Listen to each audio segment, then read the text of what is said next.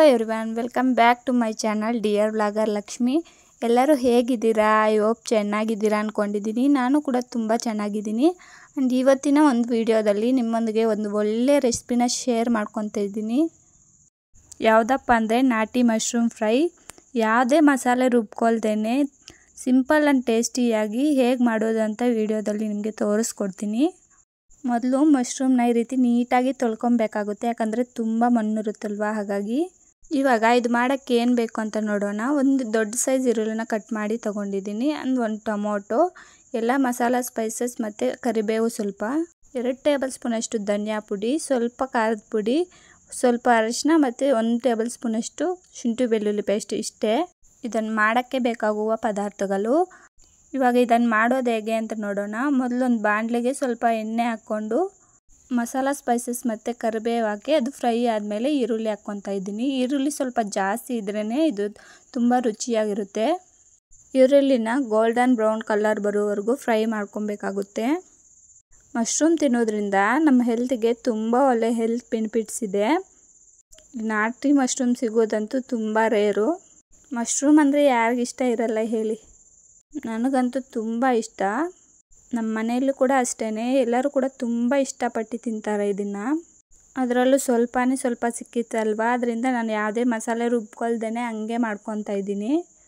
ಇವಾಗ ಈರುಳ್ಳಿ ಚೆನ್ನಾಗಿ ಫ್ರೈ ಆಗಿದೆ. ಇವಾಗ ಟೊಮೊಟೊ ಹಾಕಿ ಫ್ರೈ ಮಾಡ್ಕೊತಾ ಇದ್ದೀನಿ. ತುಂಬ ಫಾಸ್ಟಾಗಿ ರೆಡಿ ಆಗುವಂಥ ಒಂದು ರೆಸಿಪಿ ಇದು. ಅಡುಗೆ ಮಾಡೋಕ್ಕೆ ಬರದೇ ಇರೋರು ಕೂಡ ತುಂಬ ಈಸಿಯಾಗಿ ಮಾಡ್ಕೋಬೋದು. ಚಪಾತಿ ಜೊತೆಗೆ, ಅನ್ನದ ಜೊತೆಗೆ, ದೋಸೆ ಜೊತೆಗೆ, ಯಾವ ಜೊತೆಗಾದರೂ ತುಂಬ ರುಚಿಯಾಗಿರುತ್ತೆ. ತುಂಬ ಚೆನ್ನಾಗಿ ಹೊಂದ್ಕೊಳ್ಳುತ್ತೆ ಕೂಡ.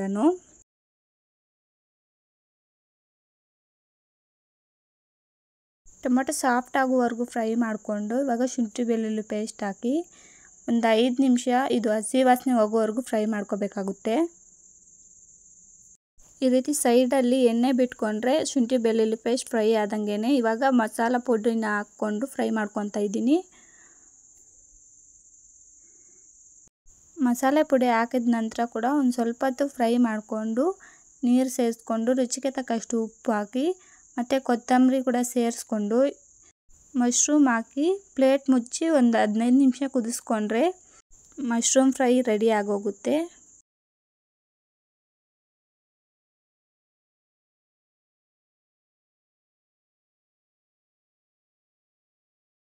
ನೋಡಿ, 15 ನಿಮಿಷ ಆದಮೇಲೆ ಪ್ಲೇಟ್ ತೆಗಿತಾ ಇದ್ದೀನಿ.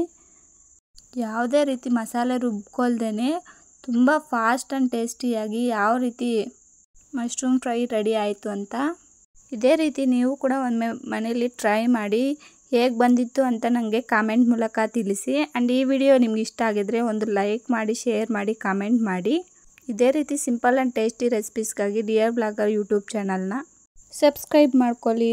Thanks for watching. ನೆಕ್ಸ್ಟ್ ವ್ಲಾಗಲ್ಲಿ ಸಿಗೋಣ.